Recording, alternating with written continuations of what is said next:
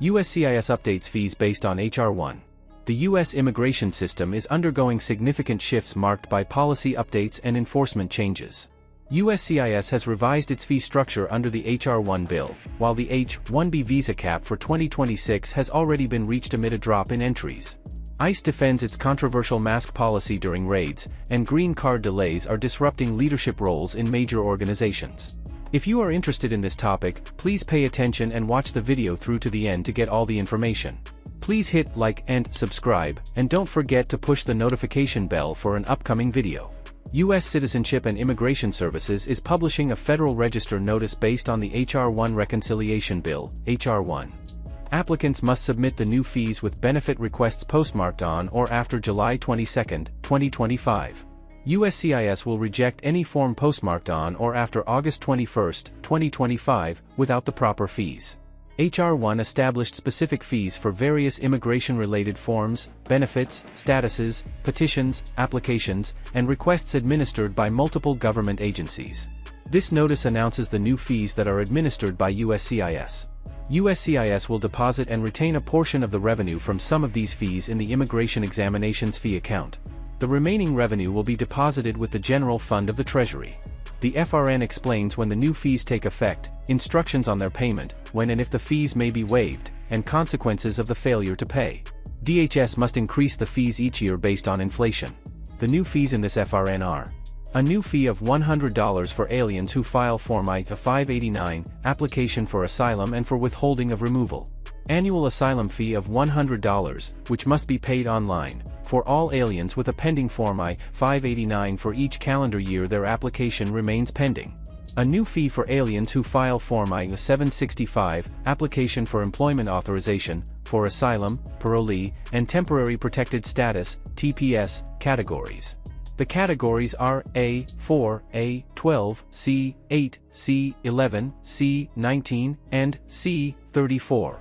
The fees are: for initial EAD applications, $550, and for renewal or extension EAD applications, $275. There is one exception to these fees. If an alien requests an EAD after we approve a new period of parole, reparole, by filing Form I-131, application for travel documents, parole documents, and arrival/departure records, the fee will be the lower H.R. 1 fee of $275. A new special immigrant juvenile fee of $250 for any alien who files a Form I-360, petition for amerasian, widow, or special immigrant, as a special immigrant juvenile, and increasing the maximum cost to register for TPS using Form I-821, application for temporary protected status, from $50 to $500. Any alien who filed or files a Form I-589 after October 1, 2024, that remains pending with USCIS for 365 days must pay the AAF as of the one-year anniversary of his or her filing date and each year thereafter that the application remains pending on such day of the calendar year. For the first time the AAF if due, aliens who file for asylum do not need to monitor the time their application has been pending and if the AAF applies to them. USCIS will issue personal notices to aliens when their annual asylum fee is due, which will include the amount of the fee, when it must be paid, how the fee must be paid, and the consequences of failing to pay. USCIS will provide guidance for future years' AAF payments in subsequent issuances. H.R. 1 also changed validity periods for some EAD categories. For alien parolees, initial employment authorization is valid for a period of no more than 1 year or for the duration of the alien's parole, whichever is shorter. For aliens with TPS, initial and renewal employment authorizations are valid for no more than 1 year or for the duration of the alien's TPS status, whichever is shorter.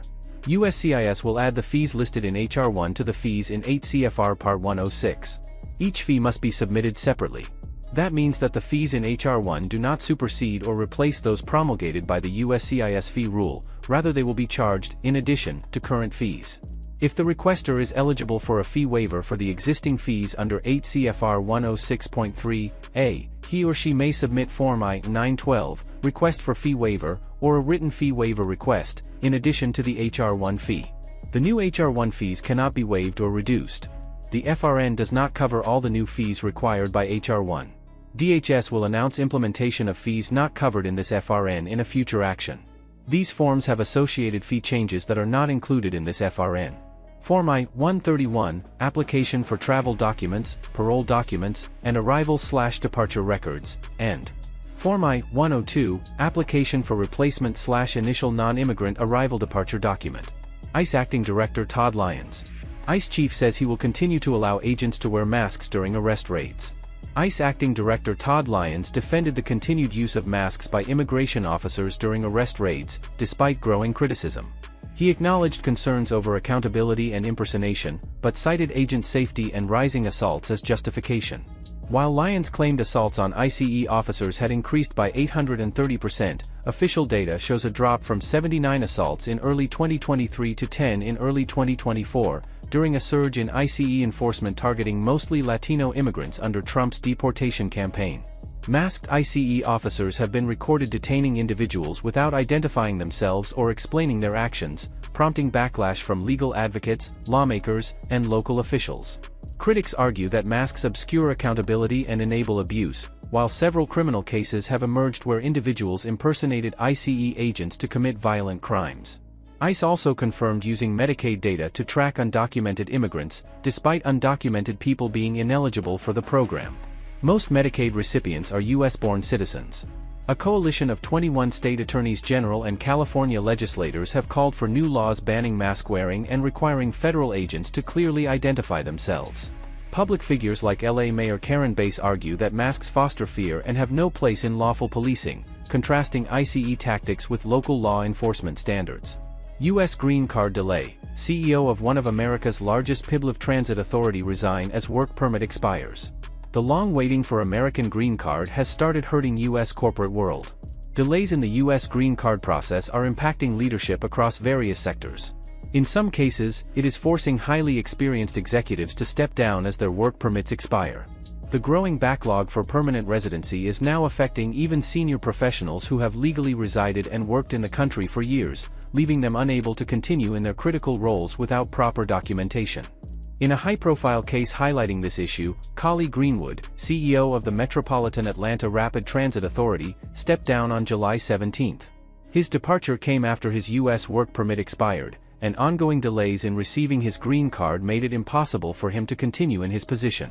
Greenwood, a Canadian national, opted for early retirement, despite MARTA confirming on Thursday that the delivery of his green card remains imminent. Immigration timelines hurting corporate America.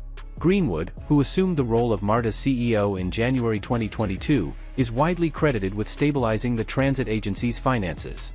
However, in recent months, MARTA has faced hurdles in executing key expansion and improvement projects.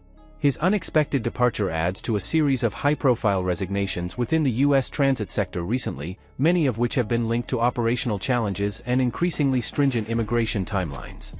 Greenwood's employment authorization document expired on June 18, 2025, prompting his decision to take early retirement. MARTA confirmed that he remains legally in the U.S. on a valid Canadian visa while awaiting the imminent arrival of his green card. What MARTA said on CEO's resignation. Following the expiration of his permit, Greenwood immediately ceased working. He personally informed all MARTA board members and executive leaders of his situation and formally delegated authority to Rhonda Allen, MARTA's Chief Customer Experience Officer. In a statement, MARTA acknowledged the challenging circumstances, saying, "The immigration process is extensive and has had an impact on Mr. Greenwood's personal and professional progress. These challenges have been resolved with Mr. Greenwood's decision, and the MARTA family supports him." H-1B visa 2026 cap reached, entries declined 27% under new USCIS rules. The U.S. Citizenship and Immigration Services has officially closed the H-1B visa lottery for fiscal year 2026, saying it has received enough petitions to fill both the 65,000 regular cap and the additional 20,000 visas reserved for candidates with U.S. master's degrees. The announcement, made on Friday, confirms that the selection process for the annual H-1B lottery is complete. This visa category allows U.S. employers to hire foreign professionals in specialized roles requiring at least a bachelor's degree or equivalent, and it remains a popular route for Indian tech workers. In its latest statement, USCIS said it would continue to accept petitions that are exempt from the cap. Petitions filed for current H-1B workers who have been counted previously against the cap, and who still retain their cap number, are exempt from the FY 2026 H-1B cap, the agency said. What this means for employers. Now that the cap has been reached, no new H-1B cap subject petitions will be accepted for FY 2026. However, employers may still file petitions for the following: extensions for current H-1B workers, changes to employment terms, employer transfers, concurrent employment requests. These provisions remain open for individuals who have already been counted against a previous year's cap. Fewer registrations, tighter system. This year saw a drop in H-1B registrations, following changes introduced by USCIS to restrict duplicate filings. For FY 2026, the agency said it received 343,981 eligible registrations, down from 470,342 in FY 2025, a 26.9% decline. In contrast, FY 2024 had seen a peak of over 780,000. Of the 2026 pool, 7,828 were beneficiaries with multiple eligible registrations. But only 120,141 were selected. Overall, we saw an average of 1.01 registrations per beneficiary this year for FY 2026, compared to 1.06 for FY 2025, USCIS said. This means that, on average, each beneficiary only had approximately one registration submitted on their behalf. The number of employers remained stable at around 57,600. One candidate, one chance. The drop in filings comes after USCIS introduced a new beneficiary-centric selection process for FY 2026. Under the revised system, each candidate could only be considered once in the lottery, even if multiple employers submitted registrations for them. The decline in H-1B visa registrations this year doesn't necessarily reflect a lack of appetite, it's more about a correction in the system, Varun Singh, managing director of USCIS Immigration told Business Standard. Last year, the unusually high number of registrations raised concerns about misuse, with multiple applications being filed for the same candidate to game the lottery. He said the updated system now offers a more accurate picture of genuine demand. Costlier and tougher for firms. The new lottery process is not the only factor affecting applications. Rising costs and a stricter immigration environment have also contributed to the fall in numbers. In January, USCIS increased the H-1B registration fee from $10 to $215. This fee hike is not a small jump, especially for startups and smaller firms, Mamta Shekhawat, founder of Grading.com told Business Standard. Many are now more selective, only filing for niche or project-critical roles. Policy changes such as the revival of the catch-and-revoke rule, which voids visas of individuals found to have violated U.S. law even once, have added to employer caution. Tech layoffs add pressure. Layoffs across the tech sector have also affected H-1B filings. Between 2024 and 2025, over 260,000 tech jobs were cut globally. As of May 2025, more than 52,000 workers had been impacted across 123 companies. According to Bloomberg, April alone saw 23,468 employees laid off by 19 companies, up sharply from 8,834 layoffs in March. Intel said it would cut 20% of its workforce, while Meta let go of nearly 100 employees. Google laid off hundreds in its platforms and devices division. Indian tech firms were affected too, with Gupshup laying off 200 staff and Cars24 also announcing job cuts. Despite the drop in registrations, demand continues to exceed availability. For FY 2026, more than 343,000 eligible registrations were filed for only 85,000 slots. The US is still a top destination for Indian talent, said Singh. What's changing is the intent to bring more transparency and fairness into the H-1B process, which in the long term, actually helps both employers and employees. These evolving immigration changes highlight a system under pressure, balancing regulatory reform with enforcement intensity. As policies tighten and processing delays persist, individuals and employers alike face growing uncertainty. Staying informed and proactive remains key to navigating this shifting landscape. That is all for today, in this video. What are your thoughts on this? Please let us know in the comments section below. Thanks for watching the entire video. Hopefully, the information is useful to you. See you later, in the next video. Till then,